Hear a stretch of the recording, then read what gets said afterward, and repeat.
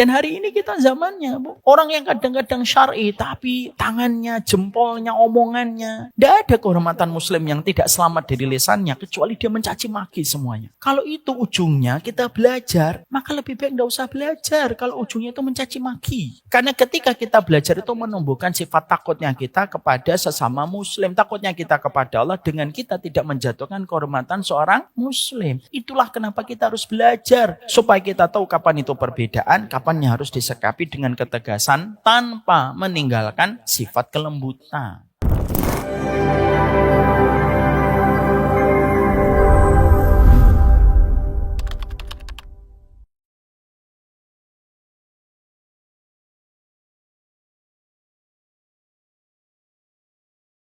Inilah yang menjadikan kita terus berdoa setiap waktu.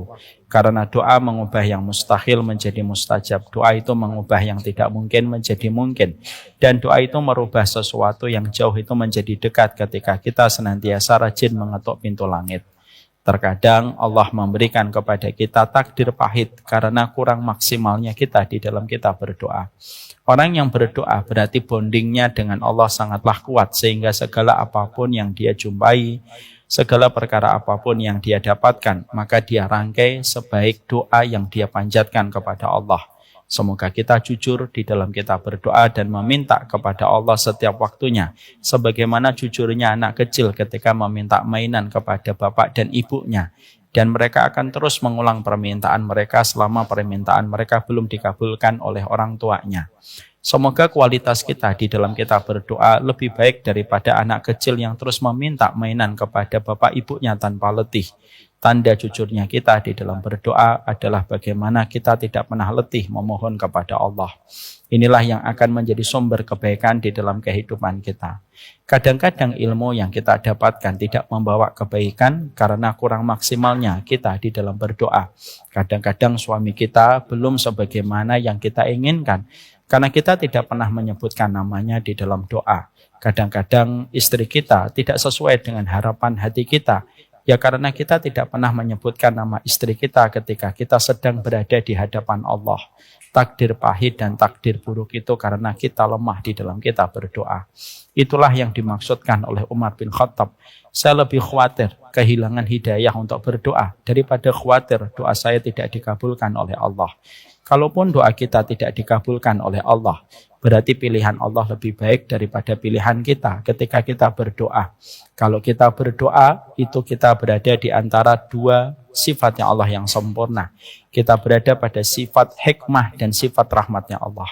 Kalau ibu berdoa tidak dikabulkan, pasti ada hikmahnya. Tapi kalau ibu berdoa, kok dikabulkan, di situ ada rahmatnya Allah. Dan itulah yang menjadikan kita tidak khawatir tentang doa kita. Tapi yang kita khawatirkan, kalau hati ini sudah tidak bonding dengan Allah, akhirnya kita jarang berdoa. Dan akhirnya kesulitan itu datang. Disebabkan bukan Allah yang jahat kepada kita. Kadang-kadang takdir pahit kita jumpai karena lemahnya kita di dalam berdoa. Nabi mengatakan wa innal bala la yanzilu wa ma yatalaqahu illa du'a. Tidaklah satu musibah yang turun kepada kehidupanmu, kepada teras hidupmu, kecuali karena kita tidak menghadapi setiap takdir buruk, setiap bala itu dengan kita rajin berdoa kepada Allah. Itulah yang dimaksudkan dari sebuah kisah nyata yang pernah terjadi kepada seorang sahabat. Ada seorang sahabat digigit kalajengking, lalu bengkak tangannya ketika dia disengat kalajengking. Pagi harinya dia lapor kepada baginda Nabi Shallallahu Alaihi Wasallam. Tadi malam aku disengat kalajengking. Maka Nabi mengatakan dalam sebuah komentar yang indah sekaligus pula memberikan kepadanya hikmah dan pelajaran untuk kita semuanya. Nabi mengatakan laula antakul a'udzu bikalimatillahi tammah min syarri ma khalaq. Kalaulah tadi sore kamu berdoa, kamu berzikir, aku berlindung dengan kalimat Allah yang sempurna dari segala keburukan makhluk yang tercipta. Pastilah kalajengking itu tidak akan menyengatmu dan kalajengking itu tidak akan menggigitmu. Bisa jadi kalajengking itu menggigitmu karena kamu tidak meminta kepada Allah dari keburukan makhluk yang tercipta. Inilah yang menjadikan kita harus memahami. Itulah doa, kekuatan terbesar dalam kehidupan seorang mukmin.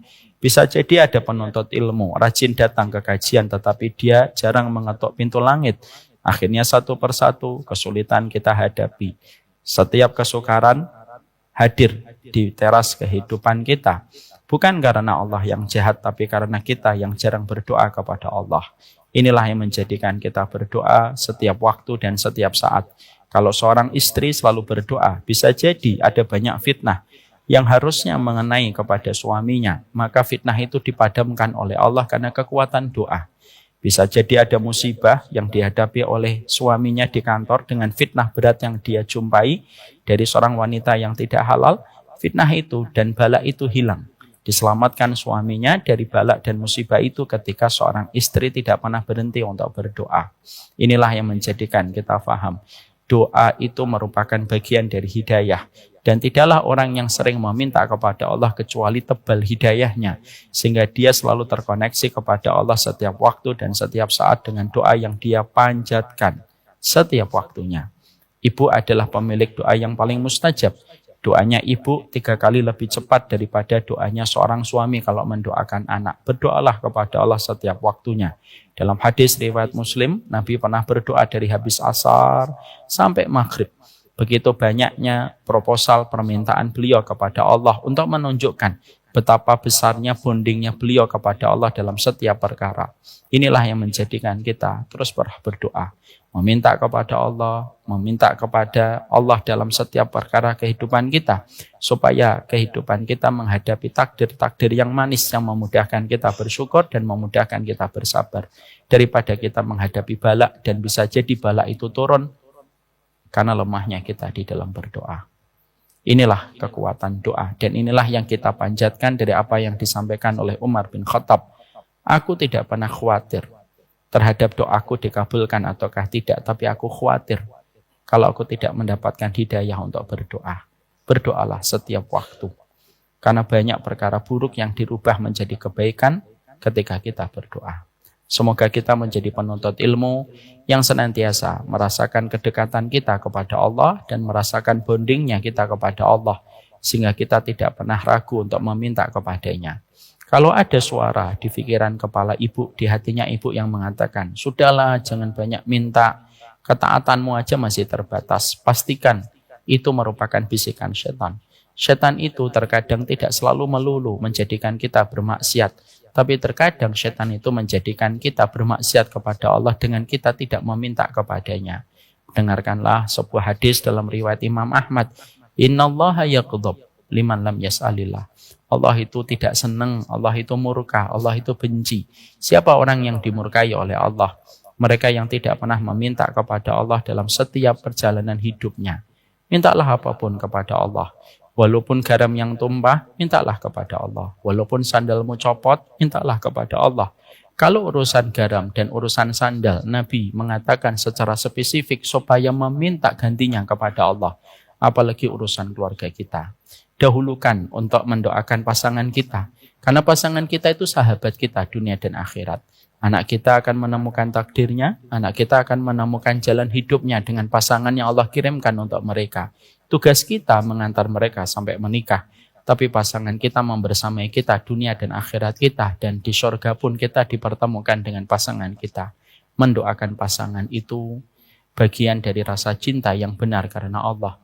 Dan mendoakan pasangan itu lebih didahulukan daripada kita mendoakan anak-anak kita. Doakanlah suaminya ibu. Walaupun ibu lagi ngambek sekalipun, doakanlah suaminya ibu. Karena dialah orang yang pertama kali berhak untuk mendapatkan doanya dari ibu. Amin insyaAllah. Alhamdulillah, tentunya senang sekali kita bersyukur kepada Allah dalam setiap perjalanan kehidupan kita. Kita berjalan di dalam kehidupan itu pakai 3 komponen di dalam hati kita. Bukannya kita berjalan dengan kaki, Ustadz. Kaki hanyalah alat kita untuk melangkah. Tapi perjalanan kita maknanya kita berjalan dalam kehidupan itu dengan hati kita.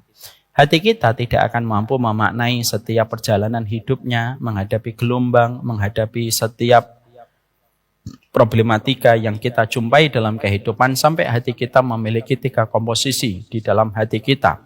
Dan itu dikatakan oleh Imam Ibnu Qayyim, Apa 3 komposisi yang harus ada pada hati kita supaya kita mampu selamat dalam perjalanan hidup kita? Sebelum saya bacakan itu, saya bacakan dalilnya. Inna fil jannati lamangzilatun la tunalu illa bisabri indal bala wa syukri indar rakha wa ridha bil qada. Sesungguhnya di surga ada tingkatan-tingkatan yang tidak akan pernah diperoleh surga itu kecuali kita ketika di dalam kehidupan memiliki 3 perkara. Apa 3 perkara itu? Syukurnya tanpa syarat, sabarnya tanpa tepi, dan ridhonya tanpa batas. Dan itulah yang terus kita berikan di dalam perjalanan kehidupan kita. Sabar dan syukur dan ridho itu sebagaimana KTP dan SIM yang kita bawa ketika kita keluar rumah. Tanpa salah satu di antara perkara itu, biasanya nanti kita akan kesulitan menghadapi pemeriksaan polisi di luar rumah kita. Tanpa keberadaan 3 perkara itu, kita akan sulit memaknai kehidupan kita. Dan maaf, kita hanya berpindah-pindah dari takdir kita untuk sabar menuju takdir kita untuk syukur. Dari takdir syukur kita menuju takdir kita untuk ridho di dalam perjalanan hidup kita. Ibu, kadang-kadang kita harus memberikan 3 perkara itu sekaligus di dalam perjalanan hidup. Kadang-kadang ketika kita melihat suami, kita bersyukur. Tapi ketika kita melihat rekening, kita bersabar. Dan ketika kita melihat perjalanan hidup kita, kita ridho. Terkadang kita melihat suami kita bersabar, melihat anak kita bersyukur. Tapi melihat rekening kita, maka kita pun harus menata keridhaan kita. Itulah kehidupan. Dan itulah yang pasti kita jumpai dan pasti kita dapati di dalam kehidupan. Inilah syukur yang terus kita berikan kepada Allah. Syukurnya tanpa syarat. Jangan bersyukur hanya karena keinginanmu sudah terpenuhi, barulah kamu bersyukur. Itu syukurnya anak kecil. Tapi bersyukurlah kepada Allah setiap saat karena karunia yang Allah berikan kepada kita sudah cukup alasan bagi kita untuk bersyukur kepadanya. Takaran Allah tidak pernah tertukar dan takaran Allah tidak pernah salah. Takaran itu menjadi salah karena kita membandingkan takaran kita dengan takaran yang Allah berikan kepada orang di samping kita. Bersyukurlah setiap waktu, bersyukurlah setiap saatnya, memberikan kesyukuran kita kepadanya dalam setiap perjalanan kehidupan kita. Kalau mungkin ada yang berkata dan berkomentar, Ustadz, saya tuh pengennya bersyukur, tapi masih banyak doa-doa saya yang belum dikabulkan. Saya tuh ketika awal tahun 2025, saya punya permintaan 22 resolusi. Tapi yang tidak dikabulkan 25. Misal. Terus yang 5 apa itu? Maka sesungguhnya kita harus paham, kalaupun ada permintaan yang kamu panjatkan kepada Allah di awal tahun, kok belum dikabulkan oleh Allah. Bukan berarti Allah tidak mampu mengabulkan itu untukmu. Karena kecil bagi Allah mengabulkan seluruh permintaan kita kalau kita sudah memohon kepadanya. Tapi terkadang permintaan kita belum dikabulkan oleh Allah karena permintaan kita di situ ada banyak kerusakan. Yang kita tidak tahu, di mana hanya Allah yang tahu. Karena Allah tahu itu kerusakan dari permintaan yang kamu panjatkan, Allah tidak mengabulkan supaya kamu selamat dari kecelakaan ketika tidak mendapatkan apa yang kamu minta. Kenapa Allah tidak memberimu gula? Padahal ibu rajin meminta gula kepada Allah dalam satu ilustrasi. Karena Allah ingin menyelamatkan ibu dari diabetes. Kenapa ibu meminta garam tetapi Allah tidak memberikan garam kepada ibu? Saya tuh minta garam sama Allah, Ustaz, tapi Allah tidak memberikan saya garam. Mungkin karena Allah ingin menyelamatkan ibu dari hipertensi. Ibu meminta emping, tapi ibu tidak pernah mendapatkan emping yang ibu minta karena supaya ibu selamat dari asam urat. Jadi semua itu ada bagian yang jelas yang Allah berikan kepada kita supaya kita husnudon sama Allah. Jangan berinteraksi kepada Allah hanya karena mendapatkan yang kita mau. Lalu kita salah berinteraksi kepada Allah hanya karena kita tidak mendapatkan apa yang kita mau. Kadang-kadang kita diuji, Bu, dengan perkara yang terkadang tidak sesuai dengan harapan kita. Di situ Allah ingin melihat apakah kita jujur beribadah kepada Allah ataukah tidak. Beberapa waktu yang lalu ada yang pernah datang kepada saya menyampaikan, saya punya orang tua Ustadz Qadarullahu yasha, sangat solih, sangat baik, sedekahnya banyak, mengumrahkan banyak, tahajudnya rajin, sholat duhanya rajin. Sampai akhirnya beliau terkena musibah dan setelah terkena musibah seketika berubah sikapnya kepada Allah. Itu menunjukkan kepada kita, jangan beribadah kepada Allah dalam satu kondisi. Kalau kamu senang, kamu beribadah, kamu taat karena kamu ingin mendapatkan kemudahan, sekalinya kamu taat tiba-tiba mendapatkan kesulitan. Lalu kamu ragu kepada Allah yang memberikan kehidupan. Inilah yang menjadikan kita bersyukurlah setiap waktu, bersyukurlah setiap saat. Setiap saatnya kita bersyukur kepadanya di dalam setiap urusan kehidupan kita. Kita punya keinginan, Allah punya kehendak, tetapi kehendaknya Allah tidak pernah mendolimi kita. Inilah yang menjadikan kita bersyukur setiap waktu, setiap saat di dalam perjalanan kehidupan kita. Supaya kita memahami makna kehidupan tidak akan pernah kita sempurna menjumpainya sampai kita bersyukur kepadanya di dalam seluruh perjalanan kehidupan kita. Bahagialah untuk bersyukur kepada Allah dan bersyukurlah untuk mendapatkan kebahagiaan. Jangan menunggu bahagia, baru kita bersyukur. Semoga Allah membimbing kita kepadanya dan orang yang beriman tidak pernah kehabisan alasan untuk bersyukur kepada Allah. Ibu dan seluruh keluarga besar Masjid de Latinos Al-Aqsa. Kita tentunya masih mempelajari panjang lebar perjalanan kita untuk berkenalan dengan ilmu. Kita tentunya paham bahwasanya ilmu merupakan materi terbaik dalam kehidupan kita. Saya mengingatkan sebentar supaya kita paham betapa butuhnya kita dengan ilmu. Setidaknya ada 4 yang saya ingatkan kembali kepada diri saya dan ibu semuanya. Kenapa kehidupan kita identik dengan ilmu? Yang pertama, karena surga itu identik dengan ilmu sebagaimana ikan identik dengan air. Tidak bisa ibu membayangkan dirinya ibu berada di taman-taman surga kalau ibu tidak pernah memberikan kelapangan duduknya di antara taman-taman surga. Sebagaimana ibu ketika tidak sekolah, ibu tidak akan bisa mendapatkan pekerjaan di Telkomsel dan Indosat kalau kita hanya bermodal dengan sekolah di TK dan SD. Sebagaimana kita tidak mungkin bisa mendapatkan pekerjaan di Telkomsel kalau bermodal ijazah TK, maka jangan mengharapkan kita bisa masuk surga kalau bermodal dengan semangat, lalu kita ingin mendapatkan surga tanpa bisa duduk di taman ilmu. Makanya duduknya kita di taman ilmu merupakan anugerah besar.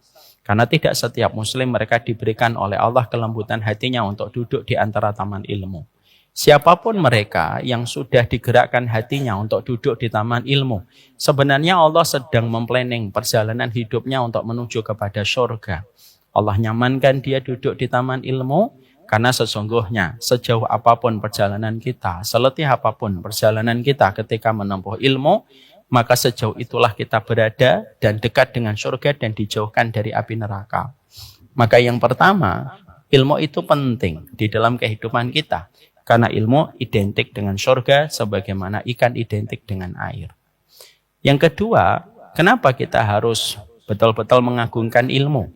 Karena sesungguhnya ilmu akan memberikan kepada kita untuk membebaskan kita dari banyak blind spot dan weakness point pada kehidupan kita. Perempuan itu titik lemahnya itu ada pada perasaan dan titik lemahnya laki-laki itu terletak pada logika. Kalau kita tidak sibuk dengan ilmu, maka perempuan akan sibuk dengan perasaannya dan pasti sibuk dengan sensitivitasnya. Ditambah lagi, sibuk dengan scrolling TikTok-nya. Dan itu tidak akan selesai. Makanya akhirnya perempuan itu kenapa harus ngaji? Karena supaya standar dia bukan standar perasaan.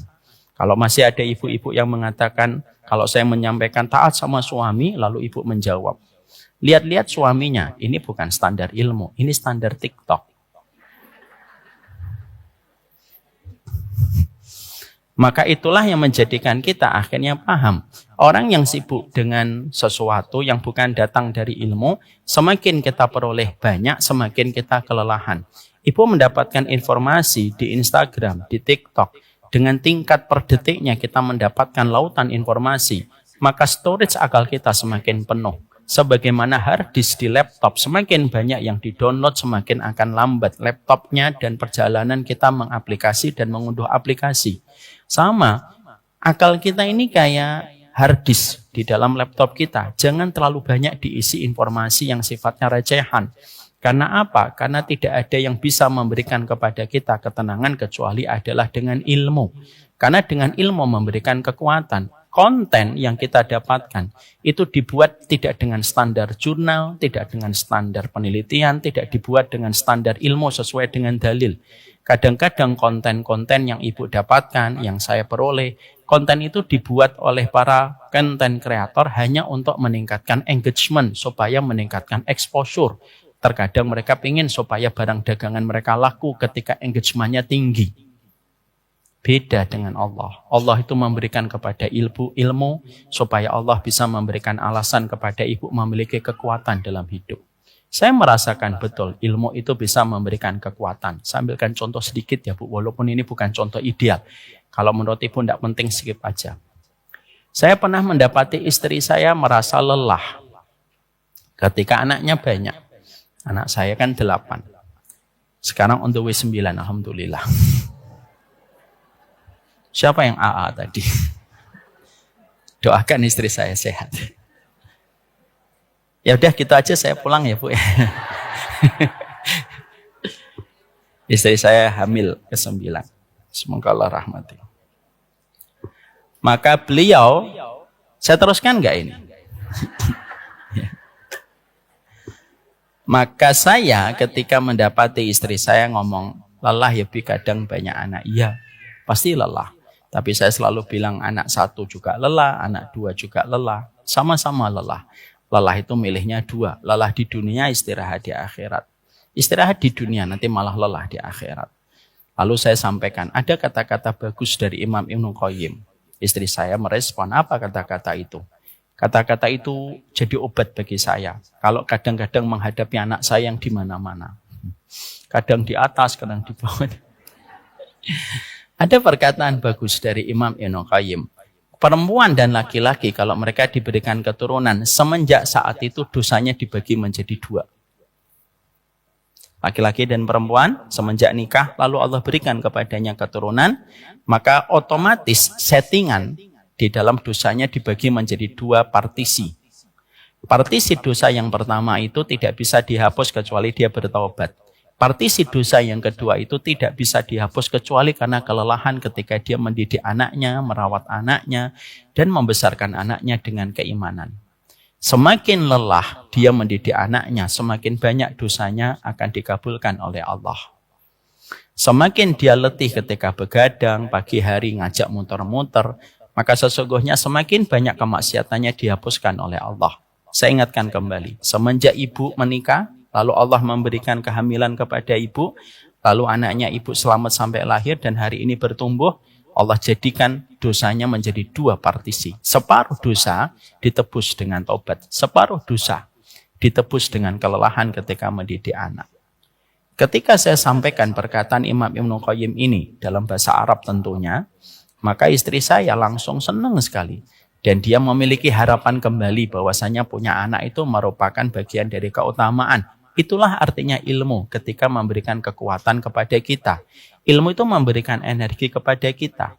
Coba kalau kita tidak memiliki ilmu, kita akan sibuk dengan konten recehan dan itu akan menggelisahkan kita.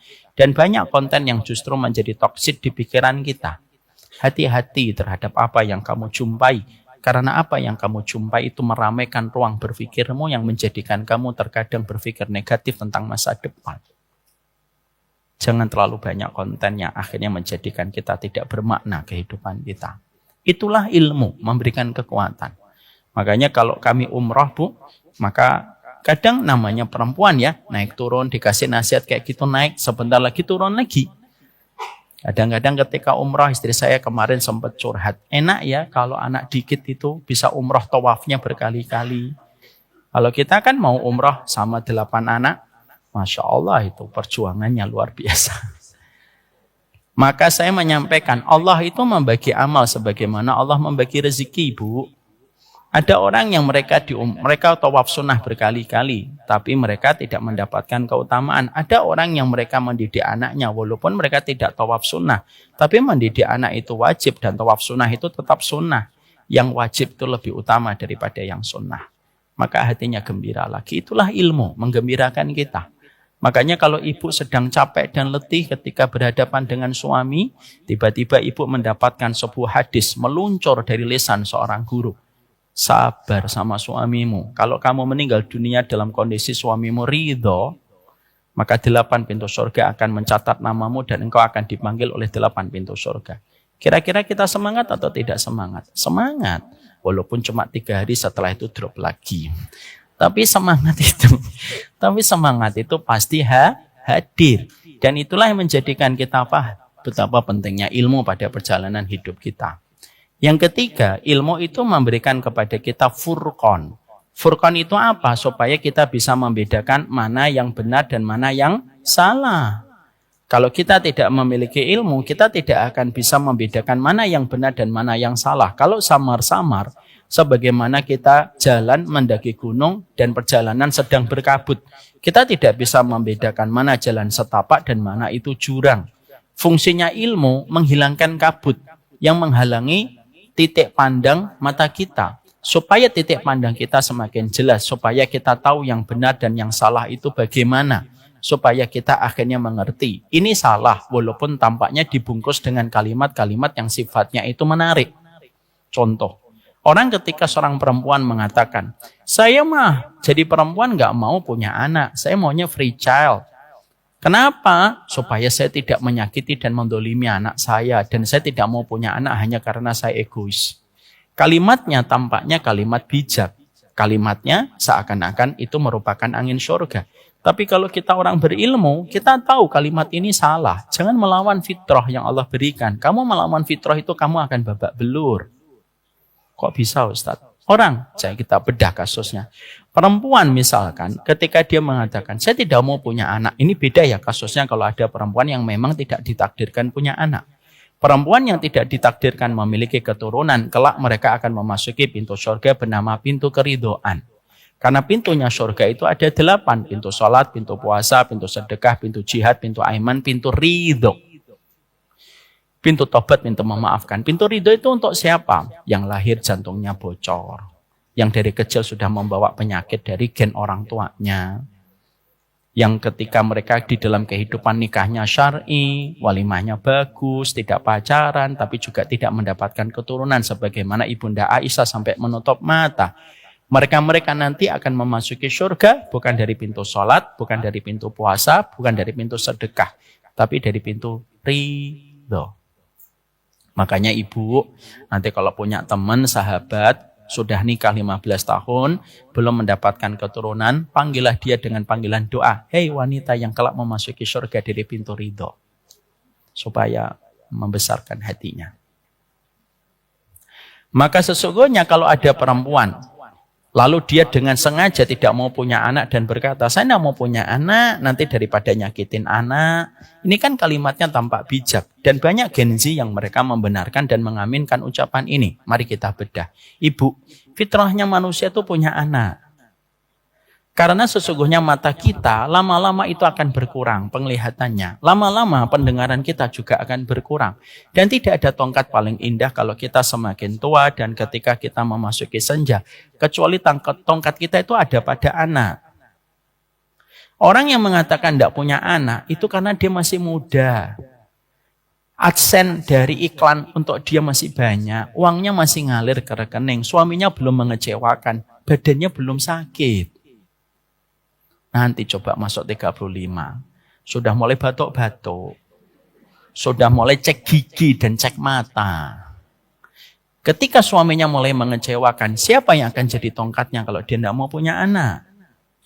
Makanya kita bisa membedakan dengan furqan itu dengan ilmu. Tapi kalau kita tidak punya ilmu, kayak Gen Z hari ini kebanyakan, kecuali yang dirahmati oleh Allah. Kalau Gen Z tidak punya ilmu, maka setiap dia mendapati konten itu selalu mengaminkan. Oh iya ya, oh iya ya, oh iya ya, oh ternyata orang tua itu beban finansial. Ini berbahaya sekali. Makanya hari ini ketika kita menjumpai kemarin, contohnya para perusuh ya, banyak anak-anak muda yang rusuh-rusuh itu yang sampai menjara gitu. Itulah pentingnya kehidupan ilmu kita menjadikan kita memahami bahwasanya di dalam perjalanan hidup itu butuh ilmu. Supaya memberikan furqan di dalam kehidupan kita. Supaya kita tahu ini konten tidak boleh didengar. Ini konten tidak boleh untuk menjadi referensi. Ini sesuatu yang boleh. Karena banyak sekali narasi-narasi yang tampaknya menawarkan kepada ibu surga. Tapi ternyata yang ditawarkan itu neraka.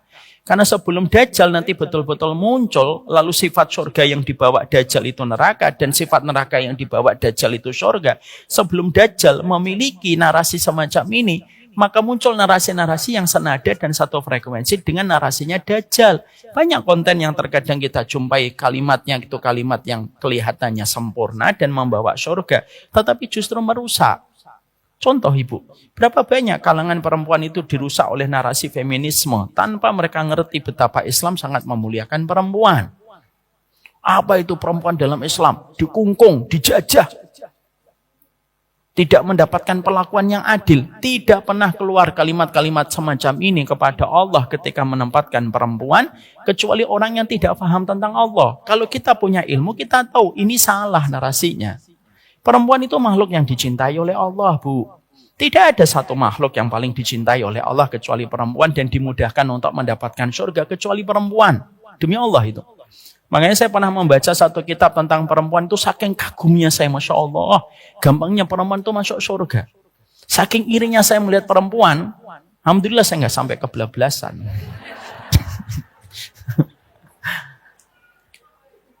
Itu saking dimudahkan oleh Allah, Bu. Dan narasi-narasi menyesatkan ini gimana kita bisa membantahnya? Dengan ilmu. Contoh, banyak perempuan yang mengatakan narasi dalam feminisme. Perempuan itu di dalam Islam banyak aturan, suruh nutup aurat, tidak boleh disentuh. Itu merupakan bagian dari rasa cintanya Allah. Perempuan itu dimudahkan oleh Allah, Bu. Ibu tidak perlu repot untuk datang ke masjid ketika ada panggilan sholat. Ibu cukup di rumah, sholat di rumah, ada kamar, ada ruangan kecil di kamarnya ibu. Yang ibu jadikan kamar kecil itu bukan hanya ibu menaruh pakaian, yang begitu berderet-deret itu, yang setiap ada kondangan ibu tidak ada pakaian lagi. Maka ketika ibu sholat di tempat itu namanya sholat itu makhda. Kata Nabi, sholatul mar'ati fi makhdaiha afdalu min sholatiha fi khujratiha wa sholatiha fi khujratiha afdalu min sholatiha fi dariha wa sholatiha fi dariha afdalu min sholatiha fi masjidiha. Sholatnya perempuan di makhda, ruangan kecil, itu lebih utama daripada sholatnya dia di kamarnya yang lebih besar. Sholatnya dia di kamarnya itu lebih besar, itu lebih baik daripada sholatnya dia di kamar tamunya. Sholatnya dia di kamar tamunya itu lebih baik daripada sholatnya dia di masjid. Allah mudahin, Bu. Kalau ibu pengen tahu betapa mudahnya itu, tanyakan sama laki-laki yang begitu luar biasa. Setiap waktu harus memenuhi panggilan sholat ketika berkumandang untuk datang ke masjid. Itu pun masih ditambah lagi, Ibu. Ibu dikasih oleh Allah quality time, me time. Dalam sebulan itu 1 pekan, Ibu istirahat. Laki-laki, ada nggak istirahatnya? Nggak ada, Bu. Kalau perempuan suka nanya, lagi nggak sholat, itu pertanyaan yang wajar. Tapi kalau laki-laki dengan laki-laki nggak wajar. Lagi nggak sholat ya. Apakah ibu nggak bisa ngerasakan getaran cintanya Allah? Sampai harus kita untuk memulung narasi-narasi dari feminisme ketika mendiskreditkan tentang Allah, ketika memberikan syariat dalam kehidupan perempuan. Kenapa kok banyak orang yang memulung narasi-narasi itu? Karena tidak punya ilmu. Ustadz, itu betul Ustadz, Islam itu diskriminatif. Itu perempuan itu dapat warisannya setengah, laki-laki dapat warisan 1. Alah, cara menjawabnya gampang kalau punya ilmu. Para ulama mengatakan gimana? Memang betul perempuan dapat warisan setengah, tapi sempurna. Laki-laki dapat warisan 1, tapi itu dibagi. Ibu punya suami dapat misalkan warisan 1 miliar. Istrinya mendekat dengan senyuman manisnya. Bang, iya, suami udah tahu nih apa. Sudah cair ya warisan 1 miliar. Udah. Kalau udah tahu kan Bang, tahu.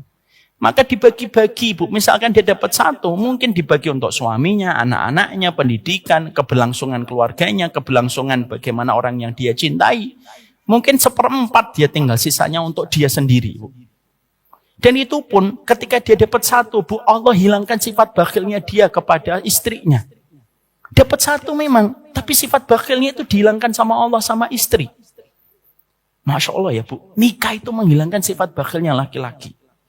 Jangan ibu ngomong, tapi suami saya bakhil Ustaz. Jangan dulu. Jangan dijawab dulu.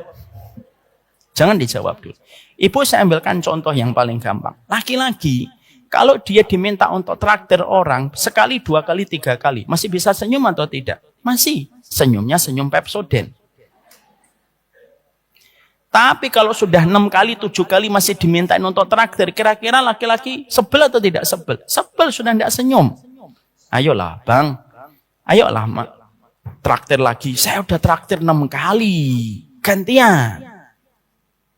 Itu laki-laki dengan laki-laki.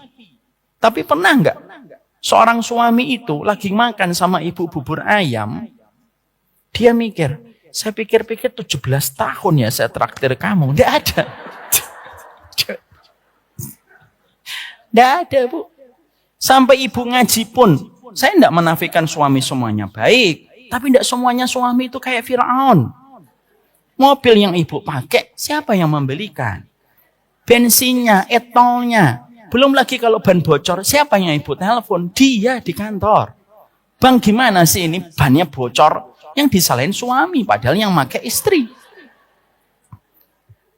Kita coba realistis supaya kita paham. Caranya untuk menangkal radiasi pemikiran itu penting sekali. Makanya maaf, perempuan memang dapat warisan setengah. Tapi untuk dia, laki-laki itu dapat warisan 1, tapi dibagi. Perempuan dapat warisan, misalkan laki-lakinya 1 miliar, perempuan dapat berapa? 500 juta, tapi kan miliknya dia sendiri, Bu. Tidak ada kewajiban membelikan mobil listrik untuk suami. Tidak ada kewajiban dia untuk ngasih apapun kepada suami. Nggak ada sama sekali. Misalkan ada seorang istri dapat 500 juta, suaminya deket. Habis dapat warisan, Mama. Iya. Pinjam ya, 250 juta. Terus istrinya menjawab, maaf bang, nggak ada pinjaman untukmu. Secara fikih salah atau tidak salah? Secara fikih istrinya berdosa atau enggak? Enggak, cuma kebangetan. Tapi secara fikih enggak salah. Kalau laki-laki dapat 1 miliar, istrinya minta sebagai bentuk nafkah, suaminya enggak ngasih, salah atau tidak? Salah. Serempak banget. Ini istri macam apa ini? Itu yang menjadikan kita paham. Itulah ilmu. Ngasih kita furqan.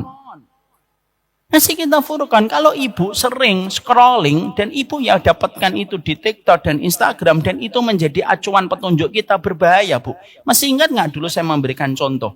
Berapa banyak perempuan yang asalnya tenang gara-gara postingan itu menjadi tidak tenang. Suamimu kalau pendiam, ada 5 kemungkinan. Nomor 5 yang paling parah. Masih di scrolling semua nomor 5 langsung. Artinya suaminya yang asalnya pendiam dan sudah nikah selama 15 tahun baik-baik saja menjadi orang yang akhirnya disuudonin. Padahal suaminya pendiam itu karena banyak latar belakangnya. Karena dia kuliahnya teknik mesin. Lalu ketika bekerja diterimanya di Bukaka, di rekayasa yang berhadapan dengan mesin-mesin besar. Sampai pulang ke rumah capek, Bu. Dia berhadapan mesin yang nggak bisa paham dengan dirinya. Lalu akhirnya gara-gara postingan itu menjadikan kita akhirnya ragu dengan apa yang kita miliki tentang suami kita. Itulah bahayanya. Makanya Nabi sudah mengingatkan tentang zaman konten. Apa yang disampaikan Nabi dalam riwayat Muslim? Inna minal bayani lasihrun. Ingat ya, sebagian dari narasi itu sihir. Kenapa kok Nabi menyerupakan sebuah narasi itu sihir? Karena mengubah yang benar menjadi salah dan mengubah yang salah menjadi benar. Contoh kita lihat kejadian kemarin. Maaf, saya tidak membenarkan perilaku semena-mena, tidak membenarkan perilaku yang salah dari seorang anggota DPR dan pemerintah ya.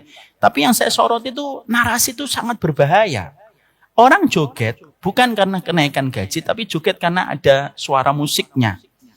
Tapi di framingnya itu yang salah. Saya juga tidak setuju kalau ada anggota DPR itu tidak punya sensitivitas terhadap rakyat. Itu clear kita nggak boleh kayak gitu. Tapi framing itu bahaya sekali.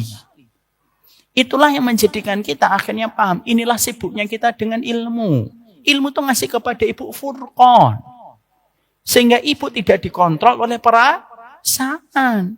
Kalau kita tidak punya ilmu, maka kita akan sibuk dengan perasaan kita terus. Maka kata Imam Ibnu Qayyim, yang menghalangi perempuan untuk mendapatkan surga itu bukannya Allah. Yang menghalangi perempuan untuk masuk surga itu perasaannya. Ketika tidak ditunggangi dengan ilmu. Dan sifatnya ilmu mengontrol perasaan.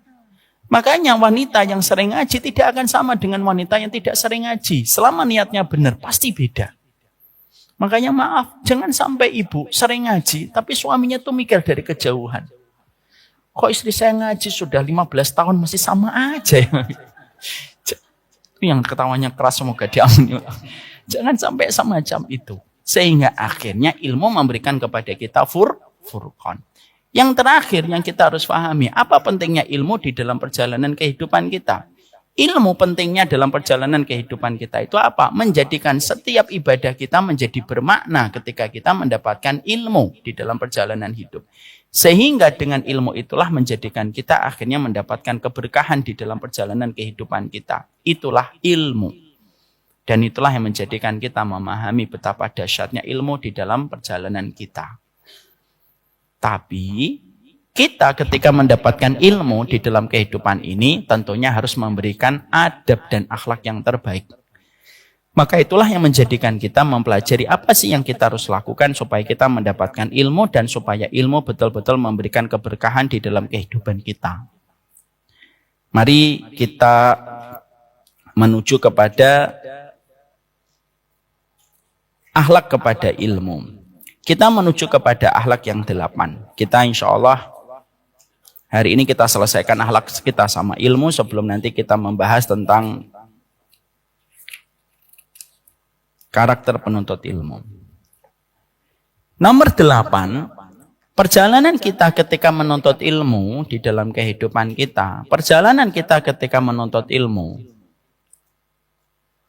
Perjalanan kita ketika menuntut ilmu memiliki akhlak dan memiliki perhiasan. Perhiasan itu menghiasi setiap apapun yang kita kenakan di atasnya. Sama dengan kita, sesungguhnya ketika kita punya tangan ada permata yang menghiasinya. Ilmu pun membutuhkan perhiasan dan perhiasan ilmu itu terletak pada akhlak yang kita berikan. Ilmu tanpa akhlak maka itu pastinya rusak. Kenapa? Ilmu tanpa akhlak itu menjadikan seseorang itu rusak amal ibadahnya, amal solihnya ketika dia tidak memiliki akhlak yang baik. Ya. Ibu memiliki ilmu yang bagus, tapi akhlaknya berantakan, pasti rusak. Pasti akan suka ngeremehin, pasti suka akan merendahkan orang, suka bicara apa adanya, dan tidak pernah menakar setiap ucapan dan sikapnya. Kalau kita tidak memiliki akhlak. Semuanya membutuhkan akhlak. Kita bertamu saja ada akhlak yang harus kita perhatikan. Bertamu tanpa akhlak hanya menimbulkan fitnah dan bisa menumbuhkan dosa. Kalau kita bertamu tanpa akhlak. Makanya maaf ya, Ibu tahu contohnya kalau kita bertamu. Kita kalau bertamu itu akhlaknya banyak, Bu. 1, kalau kita bertamu jangan terlalu sering. Ketika kita bertamu, itu termasuk akhlak. Makanya Nabi mengatakan zurghibban tazid hubban. Kalau kamu berkunjung kepada temanmu, kepada saudaramu, kunjungi itu jangan terlalu sering. Kunjungilah jarang-jarang supaya menebal rasa rindunya dan menebal rasa cintanya ketika kita tidak terlalu sering. Makanya nggak boleh bertamu itu sehari 3 kali. Pagi, siang, sore. Dan bertepatan dengan jam makan. Orang berkata, kan supaya saya panjang umur Ustaz. Ibu panjang umur, sahibul baitnya pendek umur. Jangan. Itu namanya akhlak. Ibu tahu nggak?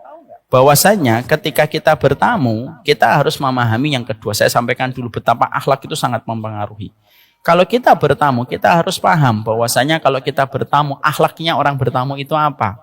Maka memuliakan tamu itu wajib. Tapi membuka pintu untuk tamu bersifat ikhtiar, bersifat pilihan. Maaf ya Bu, Ibu datang ke rumah saya tidak membuka pintu. Dosa atau tidak dosa saya? Tidak dosa. Kecuali saya sudah membuka pintu dan mempersilahkan Ibu masuk, saya tidak memuliakan. Itu saya dosa, karena Ibu telah jadi tamu. Itulah kenapa ada syariat untuk mengetuk pintu dan mengucapkan salam. Assalamualaikum warahmatullahi wabarakatuh. Kenapa 3 kali? Supaya memberikan keluasaan dan kelapangan bagi sahibul bait apakah dia bisa menerima tamu pada saat itu atau dia tidak siap. Dan saat itu sangat sulit untuk menerima tamu karena banyak hal. Mungkin sedang memarahi anaknya karena anaknya ada kesalahan besar. Itu tamu. Makanya ketika ada orang mengetuk pintu 3 kali tidak membukakan, itu merupakan jawaban dari penghuni rumah. Maaf, sekarang saya tidak bisa menerima kamu. Jangan akhirnya kita ngomel. Ini gimana sih? Sandalnya ada 6, motornya 2, berarti dia nggak keluar dong. Itu hanya dia. Itu namanya akhlak. Itu namanya akhlak. Makanya termasuk di antara akhlak ketika kita menuntut ilmu itu, ketika kita bertamu itu apa? Kalau mengetuk pintu, itu jangan di depan pintunya langsung. Kenapa? Supaya ketika pintunya terbuka, ibu tidak langsung melihat ke dalam rumahnya. Karena sebagian orang menempatkan rumah itu ruang privasi. Saya ini orangnya introvert, Bu. Saya paling tidak suka dalam rumah saya kelihatan banyak orang. Setiap orang beda-beda. Kalau saya nggak kayak gitu, itu terserah ibu. Tapi setiap orang beda-beda. Makanya sebagian orang itu menempatkan rumah itu aurat. Makanya itulah kenapa dalam Islam itu dibahas. Kalau ngetok pintu, jangan di depan pintu langsung. Supaya ketika dibuka pintunya, kamu tidak langsung melihat ke dalam. Geserlah ke kanan, geserlah ke kiri. Supaya tidak perlu kelihatan apa yang seharusnya tidak perlu kamu lihat. Makanya kalau kita ngetok pintu tidak kunjung dibukakan, jangan ngintip di kaca nako. Mana ini orangnya? Itu menyakiti. Paham di sini, Bu? Ternyata hanya bertamu saja, itu ternyata ada adabnya. Bertamu itu mulia, pahalanya besar, dan termasuk bab silaturahim atau silatul ukhuwah. Tapi kalau kamu lakukan tanpa adab, maka itu menjadi dosa. Ini analogi sederhana. Kalau kita bertamu saja, ada sederet adab yang harus kita perhatikan. Apalagi ketika kita menuntut ilmu. Hari ini, ilmu itu tidak habis dibahas. LC itu bertumbuhan sebagaimana jamur di musim hujan. Dan banyak ustadz-ustadz yang bagus. Dan banyak ustadz yang mulai dikenal dan akhirnya menjadi referensi. Tapi yang hilang itu sekarang bukan majelis ilmunya. Tapi yang hilang itu adalah akhlaknya. Sehingga akhirnya yang sering kita jumpai dan sering kita dapatkan itu apa? Ada orang yang ngaji, tapi sifat yang dia miliki ketika dia menjadi penuntut ilmu, itu justru lebih buruk daripada seseorang yang tidak pernah berilmu. Dan ini satu hal yang menjadi musibah dalam kehidupan kita. Itulah kenapa kita harus belajar untuk mengetahui betapa kehidupan ilmu harus disertai dengan akhlak. Saya kalau diberikan pilihan, antum memilih satu guru, dia bagus ilmunya, tapi minim akhlaknya, dengan guru yang tidak sepanjang itu ilmunya, tapi mulia akhlaknya, maka yang saya pilih nomor 2. Kenapa? Ilmu yang terbatas masih bisa kita dapatkan di tempat yang lain, tapi akhlak tidak bisa kita dapatkan kecuali kita betul-betul mendapatkan orang yang menjadi orang yang tepat untuk kita jadikan sebagai role model kita di dalam akhlak. Nabi itu bukan tipe orang yang sekedar menjadi guru, tapi Nabi memperlihatkan akhlak yang begitu mulia. Hari ini yang hilang itu keberkahannya, Bu. Makanya hari ini yang kita sedihkan itu apa? Kadang-kadang masjid itu akhirnya yang kita sedihkan itu menjadi tempat kita untuk membuat kelompok-kelompok. Ini kelompok ngaji sana, ini kelompok ngaji sini. Nanti kalau masuk ke masjid, kelompoknya itu sudah jelas. Ini pasti ngambil sop kanan, ini pasti ngambil sop kiri. Bahkan kita terkadang sedih karena kualitas masjid hari ini di bawah kualitas ketika preman ketemu di terminal. Kenapa sekarang muncul banyaknya ilmu yang luar biasa di mana-mana, tapi terkadang kita justru menjumpai pertikaian dan permusuhan semakin subur di mana-mana? Karena kata para ulama, yang hilang hari ini adalah barokahnya, bukan ilmunya yang hilang. Inilah yang menjadikan kita harus belajar. Kenapa ilmu harus disertai dengan komitmen akhlak.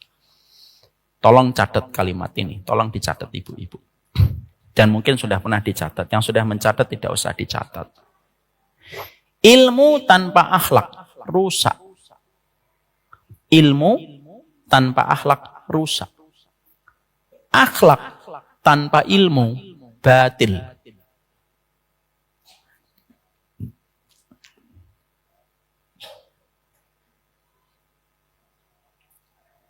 Ya.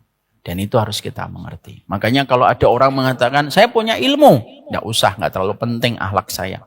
Itu pasti rusak. Makanya Nabi mengatakan di dalam hadis yang sahih, akhlak yang buruk itu merusak amal ibadah. Itu sebagaimana cuka ketika merusak madu. Ini kita harus paham. Yang kedua yang kita harus mengerti, akhlak saja tanpa ilmu itu juga batil. Kenapa? Kita tidak bisa masuk surga hanya bermodal dengan akhlak semata. Banyak orang yang ngomong, udah hidup itu yang penting tidak saling menyakiti. Yang ngaji, tidak usah ngaji. Nah itu salah. Karena modal akhlak doang tidak akan bisa memasukkan kita ke surga. Sekarang mari kita bahas yang ke-8. Salah satu sikap yang terbaik ketika kita memiliki ilmu,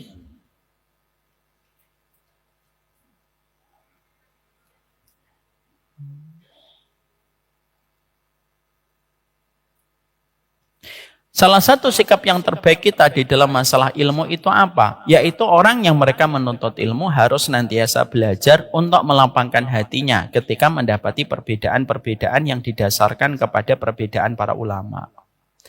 Ini termasuk salah satu hal terpenting dalam proses kita menuntut ilmu. Dan ini berkaitan pada poin yang ke-7. Poin yang ke-7 yang kita bahas pada bulan Februari, kita membahas bahwasanya salah satu akhlak terbaik dalam ilmu adalah supaya kita tidak bersifat fanatik. Sehingga kita membangun membangun semangat golongan dan semangat kekelompokan hanya berdasarkan kepada loyalitas yang ada pada diri kita. Dan itu salah. Maka sifat yang ke-8 termasuk di antara sikap penuntut ilmu itu apa? Sikap penuntut ilmu adalah bagaimana ketika mereka belajar, mereka tahu bahwasanya terdapat banyak sekali perbedaan-perbedaan yang terjadi di antara para ulama. Dan kita berusaha untuk menjaga hati kita, membersihkan hati kita, supaya kita tidak menyikapi setiap perbedaan para ulama sebagaimana kita menyikapi antara keimanan dan kekufuran. Ya, ini bahaya sekali, Bu. Tolong letakkan ini penting sekali, nggak usah ditulis dulu. Salah satu musibah besar pada kehidupan penuntut ilmu hari ini itu apa?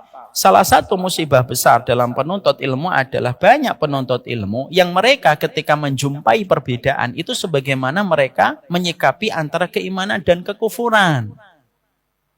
Sehingga kalau mereka sudah menyikapi setiap perbedaan sebagaimana dia menyikapi antara keimanan dengan kekufuran, ya itu berbahaya. Maka dia bisa menempatkan seorang muslim lebih buruk daripada orang yang kafir, tapi bisa jadi dia lebih lembut kepada orang kafir daripada sikapnya kepada seorang muslim. Makanya salah satu di antara sifat kelompok menyempal, yaitu kelompok khawarij, apa salah satu sifatnya? Salah satu sifat orang khawarij itu apa? Yaqtuluna ahlal qiblah wa yad'una ahlal awsan. Nabi itu menyebutkan akan terjadi kepada kalian satu kelompok yang mereka itu menyimpang dari jalanku. Sifatnya apa ya Rasulullah? Mereka membenci dan memenuhi orang-orang yang mereka itu muslim ketika menyembah ke arah Ka'bah, tetapi mereka membiarkan orang musyrik, dan orang musyrik itu selamat dari lisannya. Makanya kita di dalam kehidupan ketika nuntut ilmu, kadang kita menjumpai perbedaan. Ada ijtihad yang sering kita dapatkan. Maka cara kita menyikapi setiap perbedaan itu, cara menyikapinya itu dengan hati yang lapang. Makanya pentingnya bagi setiap penuntut ilmu untuk membersihkan hatinya sebelum dia belajar. Supaya ketika dia menjumpai perbedaan, maka dia tidak melihat perbedaan itu sebagaimana dia mengenakan kacamata yang hitam. Lalu melihat setiap orang yang tidak sama dengan pendapatnya itu gelap dan semuanya itu pasti salah. Saya kalau mendapati ibu, lalu ibu tidak memiliki kelapangan hati dan kesucian jiwa di dalam menyikapi perbedaan, tidak usah ngaji sama saya, Bu. Saya tidak mau. Kenapa? Karena pasti ujungnya nanti kita akan menyikat setiap orang yang tidak sama dengan kita. Perbedaan itu pasti ada. Kita juga tidak sampai kebablasan dan tidak boleh berlebihan ketika menyikapi perbedaan. Tidak ada perbedaan, kita katakan perbedaan itu juga tidak boleh. Tapi perbedaan para ulama itu sesuatu yang pastinya ada. Makanya kita berkewajiban untuk membersihkan hati kita, supaya hati kita itu menjadi tempat berkumpulnya ilmu. Kalau tempatnya bersih, maka setiap ilmu yang kita dapatkan ketika ditampung di hati yang bersih, maka ilmunya akan menjadi bersih. Tapi kalau hati kita yang menjadi tempatnya ilmu sudah terlalu kotor, maka setiap ilmu yang dituangkan akan menjadi kotor. Menyilet majelis taklim lain, kalau tidak sama dengan majelis taklimnya itu pasti caci maki yang ada di mulutnya. Saya pernah menjumpai, Bu, ada seorang ketua majelis taklim di daerah Bekasi, nangis curhat kepada saya. Ustadz, majelis taklim kita dikatakan sebagai majelis lalat. karena terlalu banyak ustadz. Saya bilang tidak usah dipersoalkan, Bu. Tapi kenapa selalu muncul di banyak tempat dengan pola yang sama? Begitu gampang orang untuk menyindir dan gampang orang untuk mencibir terhadap setiap apapun yang berbeda dengan apa yang dia pelajari. Karena hatinya kotor. Saya ambilkan ilustrasi. Ini hatinya ibu. Ini air ini adalah ilustrasi dari ilmunya kita. Itu kata Imam Al-Ghazali rahimahullahu ta'ala dalam kitab Ihya Ulumuddin. Kalau ini hati, kalau ini bersih, setiap ilmu yang dituangkan, itu akan menjadi bersih. Yang keluar, kata-kata yang baik. Kamu boleh tidak sependapat, tapi bukan berarti kamu tidak bisa tersenyum sama orang yang tidak sependapat dengan dirimu. Saya terus terang, Bu, wallahi, saya pernah negur ada salah satu anak muda. Ketika di masjid, dia pernah tegur sapa sama bapak-bapak yang ada di masjid. Masuk keluar masjid bermuka masam. Saya tegur baik-baik. Mas, kalau di sini, di masjid kita, di komplek kita, ini masjid komplek Baitur Rahman nih, Komang Pratama. Antum nggak ngaji sama kita tuh nggak ada masalah. Tapi senyum dong sama bapak-bapak yang lain. Salaman kalau antum keluar. Nggak apa-apa antum ngaji dimanapun terserah, itu pilihan hatinya antum. Nggak ada pemaksaan di dalam kita belajar. Tapi senyum, tegur sapalah, hormatin orang. Karena kalau antum nanti meninggal dunia dan antum dibawa ke sini, ya kita juga yang akan nyolatin antum. Ya Alhamdulillah baik. Beliau menerima kalimat saya dan saya sampaikan dengan cara lembut dan saya tidak sama sekali meninggikan suara saya. Maka setelah itu baik beliaunya. Tegur sapa, senyum, ngobrol. Walaupun mungkin ketika ada pengajian yang menurut dia tidak sependapat dengan dia pergi, tidak ada masalah itu.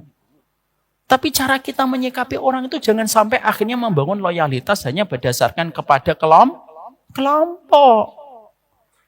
Dan begitu gampangnya, kalau ibu pengen tahu sifat dan karakter seorang yang sudah terkena fanatisme itu apa, lesannya akan gampang mencibir ketika berbeda dengan apa yang dia pelajari, dan dia akan kesulitan untuk menghormati orang lain. Ketika ada orang lain yang salah, dia begitu cepat untuk mengangkat kesalahan itu. Tapi ketika ada kebaikan dari orang lain, dia akan menenggelamkan dan dia akan melupakan kebaikan itu. Itu sifat orang fanatisme, kata para ulama. Kita belajar, Bu. Ayo kita belajar berdasarkan dalil yang sahih, berdasarkan kepada ilmu yang benar. Tapi mari kita memiliki hati yang bersih. Supaya ilmu yang sampai kepada hati kita itu menjadi bersih. Makanya yang saya khawatirkan itu apa? Kata Imam Al-Ghazali. Imam Al-Ghazali itu mengkhawatirkan. Kalau kamu belajar ilmu, sebelum kamu membersihkan hatimu, maka ilmu itu akan menjadi alasan kamu untuk melakukan dan meneruskan keburukan kebiasaan burukmu. Contoh, ada orang sukanya kasar, Bu. Lalu ketika ngaji, dia tidak berusaha untuk menghilangkan sifat kasarnya dulu. Dia langsung fokus kepada dalil. Apa yang terjadi? Maka dia akan mendapatkan dalil untuk membenarkan sikap kasarnya. Itu yang paling kita khawatirkan. Ada orang ketika gampang mendendam, lalu ngaji, tidak berusaha untuk membersihkan hatinya dulu, maka dia nanti kalau ngaji, sifat pendendamnya itu akan terus muncul, tapi merasa dibenarkan dengan dalil yang dia peroleh. Dan itu akan menjadi kerusakan. Makanya akhirnya para ulama tidak bosan-bosan untuk memberikan nasihat kepada kita. Kalau ngaji, sikapi dengan perbedaan yang kamu harus hormati ketika kamu tidak mendapatkan kesamaan dalam setiap pendapat. Pasti kita menjumpai berbagai macam perbedaan. Perbedaan itu muncul di dalam kehidupan kita. Maka sikap kita adalah kita tetap menghormati dan jangan gampang-gampang kita untuk menurunkan kalimat vonis. Salah memvonis, salah berprasangka, itu lebih baik daripada salah memvonis. Ibu berprasangka, insya Allah mungkin dia yang benar. Itu lebih baik, walaupun kita salah, itu lebih baik daripada kita salah memvonis. Karena apa? Tidak ada orang yang begitu gampang dan begitu cepat dia memvonis, kecuali itu merupakan bagian dari salah satu sifat kelompok sempalan yang sudah diingatkan oleh Nabi. Nabi itu mengingatkan, jangan cepat memvonis orang. Supaya akhirnya apa? Lapang hati kita. Dan kita tidak pernah menjadikan ilmu untuk menjadi sarana membenci orang lain. Sesama umatnya Nabi Muhammad SAW. Kita pasti nggak menjumpai perbedaan. Pasti, Ibu. Nanti Ibu di dalam sholatnya, ada yang menaruh sedekapnya itu ada yang menaruh, apa itu? Tangannya di bawah lu di bawah pusar. Ada ini, pendapat ini ada, didasarkan oleh sebagian para ulama. Ada yang di atas pusarnya, ada yang di atas dada. Saya kalau ditanya, Ustadz milih yang mana? Saya memilih di atas dada. Tapi ketika saya melihat ada orang ketika dia sholatnya atau sedekapnya di bawah pusar, ya saya tidak menyalahkan. Walaupun saya ditanya, apakah memilih pendapat itu? Saya tidak memilih pendapat itu. Ada orang yang ketika nanti habis rukuk, sami Allahu liman hamidah, ada yang kembali sedekap, ada yang kembali lurus. Saya kembali sedekap, tapi saya tidak menyalahkan yang kembali lurus. Itu cara kita lapang. Sehingga ketika melihat orang, kita tidak melihat apa salahnya. Tapi yang kita lihat, itu tetap saudara muslim yang kita miliki sesama umatnya Nabi Muhammad SAW. Semangatnya kita itu menjaga diri kita supaya pertikaian ini, supaya perbedaan tidak menjadi pertikaian. Perbedaan itu tidak pernah menjadi aib. Yang menjadi aib itu adalah ketika perbedaan itu menjadikan kamu bermusuhan. Maaf ya Bu, nanti kalau Ibu membaca hadis tentang haud, ada orang-orang yang nanti minum di Telaga Al-Kausar. Berdoalah supaya Ibu termasuk di dalamnya dan berdoalah sebanyak-banyaknya umatnya Nabi itu supaya minum bersama Nabi di Telaga Al-Kausar. Bukannya Ibu membaca hadis itu lalu Ibu merasa sayalah yang akan minum. Dan orang lain gak ada yang boleh minum. Jangan. Makanya dulu semangatnya para ulama itu apa? Semangatnya para ulama itu menjaga kalimat persatuan di antara kaum muslimin. Dan mereka itu tahu kapan mereka harus menyampaikan pendapat, kapan harus mereka merelakan pendapat-pendapat itu untuk tidak perlu diruncingkan. Saya ambilkan contoh yang paling dahsyat. Abdullah bin Mas'ud itu pernah ditanya, wahai Abdullah bin Mas'ud, kalau kami safar, maka lebih baik kami menjamak, lebih baik kami sempurna sholatnya 4 rakaat duhur dan asar, atau kami sebaiknya rukhsah saja 2 rakaat. Apa kata Abdullah bin Mas'ud? Kalau kamu safar, ambil rukhsah. Innallaha yuhibbu an tu'ta rukhsahu. Allah paling senang kalau ngasih keringanan diambil sama hambanya. Clear atau tidak clear? Clear. Berarti kalau safar, ambil rukhsah. Beliau Abdullah bin Mas'ud ditanya lagi, gimana kalau ada orang safar, dia sempurna sholatnya dan tidak mengambil rukhsah? Apa jawaban Abdullah bin Mas'ud? Ukhalafatu siqah. Kalau kamu safar, kamu tidak mengambil rukhsah, kamu menyelisihi pendapat yang paling kuat di dalam masalah itu. Jelas ya Ibu? Jelas. Satu waktu Abdullah bin Mas'ud melakukan safar ke kota Mekah. Ketika beliau melakukan safar di kota Mekah, pada saat itu sahabat Utsman yang pernah menjadi menantu Nabi 2 kali, itu juga safar ke kota Mekah. Dan sahabat Utsman itu berbeda dengan Abdullah bin Mas'ud. Kalau safar, sudah sampai di tempat tujuan, beliau sempurna sholatnya. Lalu ketika dikumandangkan adzan, saat itu yang didaulat untuk menjadi imam di Masjidil Haram, Utsman bin Affan. Karena kedudukan beliau di keluarga Rasulullah. Utsman silahkan jadi imam. Utsman mengumumkan, kita sholatnya sempurna 4 rakaat. Orang-orang pada saat itu melihat siapa Bu? Melihat Abdullah bin Mas'ud. Loh, ini sempurna loh. Kamu sholat di belakang Utsman atau tidak? Ternyata sahabat Abdullah bin Mas'ud tetap sholat di belakang sahabat Utsman di dalam safar itu ketika di kota Mekah. Dan beliau mengambil 4 dan tidak mengambil 2. Ketika selesai, orang berkomentar kepada Abdullah bin Mas'ud dengan mengatakan, wahai Abdullah bin Mas'ud, katanya kalau safar ngambil sempurna 4 rakaat itu menyelisih pendapat yang paling kuat. Tapi kenapa kamu melakukan itu dan kamu melakukannya di belakang Utsman? Kenapa kamu tidak mengambil 2 rakaat? Perhatikan Bu. Jawaban dari Abdullah bin Mas'ud, al-khilafu syarrun. Ngotot mempertahankan pendapat, lalu terjadinya perbedaan, itu buruk.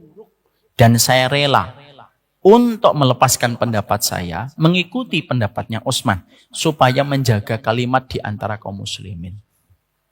Berarti semangatnya apa Bu? Menjaga persaudaraan. Hari ini yang hilang itu adalah bagaimana kita menjumpai gesekan itu luar biasa. Makanya sikap kita, bersihkan hati kita setiap waktunya. Supaya ketika kita melihat ada perbedaan, perbedaan itu wajar. Tapi tidak sampai menjumpai pertikaian. Maaf ya Bu, di kantor kita banyak kedatangan orang.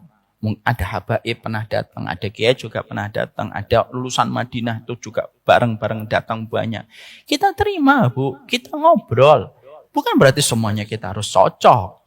Tapi dengan kita ngobrol, kita tahu kapan menempatkan perbedaan, kapan tidak mengarah kepada pertikaian. Kalau kita sudah menghalalkan pertikaian, maka kita akan menghalalkan permusuhan. Dan apa yang terjadi kalau kita sudah menghalalkan permusuhan? Setiap orang akan berlumuran kehormatannya di lisan kita dan jempol kita. Dan akhirnya kita mudah untuk menjatuhkan kehormatan orang. Ustadz Fulan nggak jelas, Ustadz Fulan syubhat, Ustadz Fulan bid'ah, Ustadz Fulan nggak sesuai sunnah. Terus begitu gampang. Tanpa kita sadari yang sebenarnya kita komentari itu terkadang masalah-masalah khilaf yang tentunya tidak kita mengerti ketika kita tidak menjaga diri kita untuk menghormati setiap perbedaan. Itulah pentingnya kita. Kalau menjadi penuntut ilmu, sikapi dengan benar. Kalau ada perbedaan, sikapi ada perbedaan itu. Kecuali kalau tidak ada perbedaan. Nah itu tentunya harus kita sikapi dengan tegas. Ustadz, bagaimana pendapat Ustadz tentang orang yang berhaji masuk gua? Ya itu ada perbedaan para ulama. Ya enggak ada perbedaan para ulama di situ. Ustadz, bagaimana menyikapi orang yang memahami bahasa semut? Nah itu ada perbedaan para ulama. Ya enggak ada perbedaan para ulama di situ. Kalau tidak ada, sikapi dengan tegas. Bagaimanapun agama kita punya batasan. Dan batasan itu tidak boleh dilewati. Tapi dengan gampang menyesatkan itu juga menjadi sebuah musibah dan sebuah kesalahan.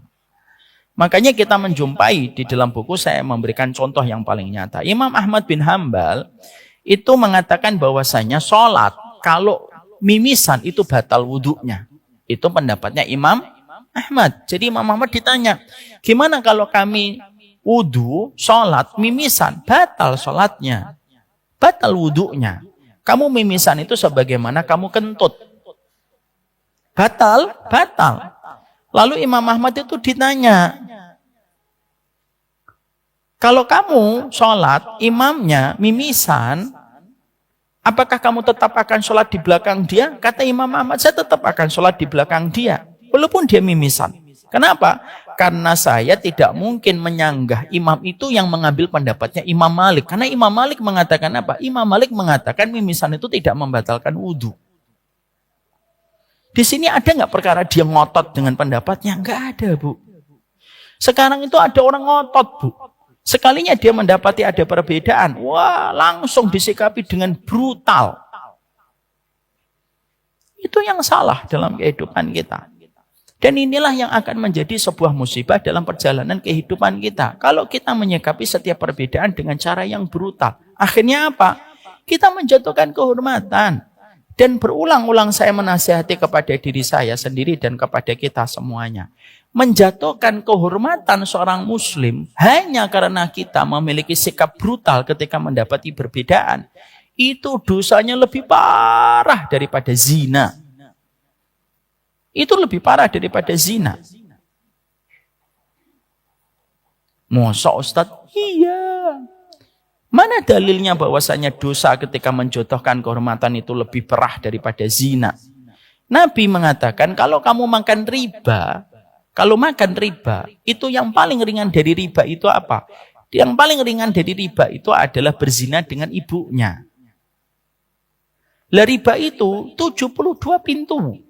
Yang paling tinggi dari dosanya riba, yang nomor 72 itu apa? Yang paling berat dari dosa riba itu apa? Menjatuhkan kehormatan seorang muslim. Bukannya itu ngeri, Bu. Jadi ada orang PSK sampai berhari-hari dia zina, itu dosanya lebih ringan daripada kita mencaci maki orang, lalu kita jatuhkan kehormatannya dia. Lalu setelah itu kita tampaknya biasa tidak melakukan dosa. Oh maaf, dosanya zina, dosanya pezina yang di depan jalan yang berhari-hari dia zina, lebih ringan daripada kita tempat duduk kita, kita menghujat dan mencela orang, menjatuhkan kehormatannya, yang mana kalau dia mendengar kalimat itu terdengar oleh telinganya, mungkin dia akan meminta pertanggungjawabannya kepada kita. Ini bukan berarti nanti kita menganggap zina itu gampang loh ya. Oh, zina masih ringan. Kok zina? Ya daripada mencecah orang, enggak gitu. Makanya kalau saya ditanya, Ustadz gimana pendapat Ustadz tentang Ustadz ini? Saya bilang, kalau dohirnya baik, baik. Kalau dohirnya tidak baik, saya tidak ngerti. Karena batin itu saya serahkan dia sama Allah. Jadi lapang kehidupan kita. Hari ini Bu, maaf, banyak orang yang terkadang penampilannya syar'i, gamisnya khusyuk, sholatnya khusyuk. Tapi bisa jadi sudah berapa banyak kehormatan orang yang dijatuhkan dengan jempolnya dan tangannya ketika dia bicara di sosial media yang private miliknya dia dan grup-grup yang tertutup antara dia dan kelompoknya. Dia bisa kayak gitu. Saya tidak pernah bosan mengingatkan ini karena ini dosa besar.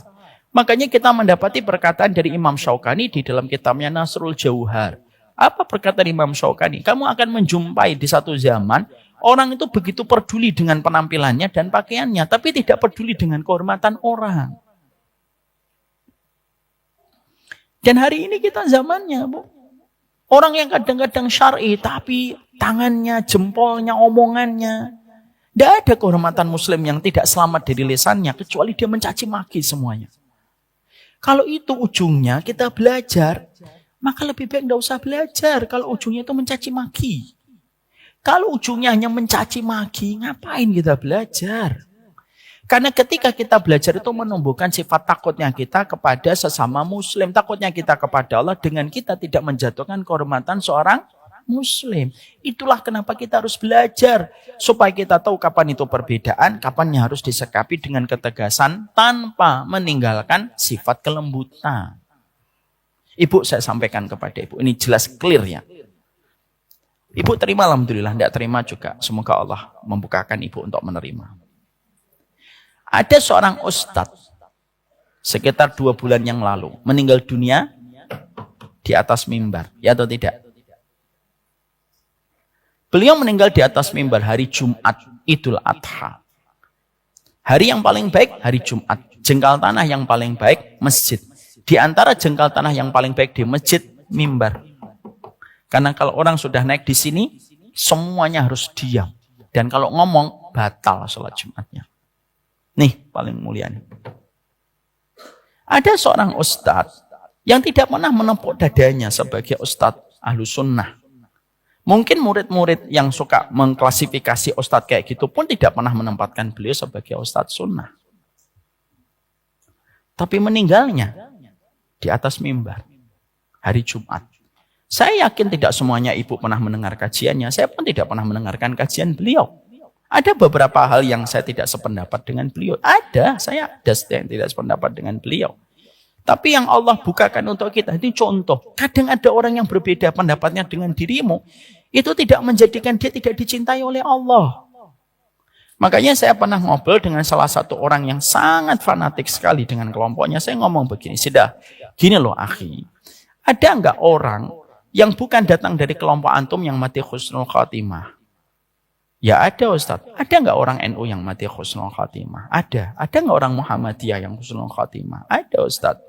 Ada enggak orang PKS yang mati husnul khatimah? Ada. Ada enggak guru antum yang matinya biasa aja? Ada Ustaz. Lalu kenapa kita menganggap orang lain pasti salah? Saya tidak sependapat dengan beliau, tapi saya tidak pernah mencaci maki beliau. Saya pernah dapat kirim-kiriman salam sama beliau. Walaupun tidak semua pendapat beliau sama dengan pendapat saya. Tapi ketika beliau diwafatkan, ketika di atas mimbar hari Jumat, bukannya kita iri itu. Walaupun dia tidak pernah menepuk dadanya sebagai ustadz ini, ustadz ini, ustadz ini. Enggak. Dan di mata kelompok orang yang fanatik, dia juga bukan termasuk kelompok ustadz itu. Tapi Allah wafatkan dia dalam kondisi husnul khatimah. Ini membenarkan ini, cara mengkoreksi Allah itu mengkoreksi pandangan kita sebagai penuntut ilmu. Kamu boleh belajar, kamu boleh cinta sama ustadz kamu. Tapi bukan berarti akhirnya kamu jatuhkan kehormatan setiap orang. Kamu komentari majelis taklim ini nggak ada ilmunya. Kamu komentari majelis taklim ini nggak sesuai dengan syar'i. Ini majelis taklim ini nggak sesuai dengan sunnah. Seakan-akan bahwasanya kamu tuh pengen ngomong yang paling syar'i, yang paling benar, yang paling sunnah cuma kita. Itu enggak benar. Itu enggak benar. Karena bisa jadi ada seorang muslim ada memilih pendapat yang salah. Bisa jadi dia memilih pendapat yang salah. Tapi dalam pendapat yang salah tertutupi dengan pendapat-pendapat lain yang dia lakukan yang benar di sisi Allah. Dan Allah mengampuni yang salah. Kan kita tidak pernah tahu. Ya atau tidak, Bu? Saya ambilkan contoh yang paling gampang. Saya janjian sama istri saya. Nanti ketemu ya di warung Padang. Jam berapa, Bi? Jam 1. Oke, jam 1 kita janjian.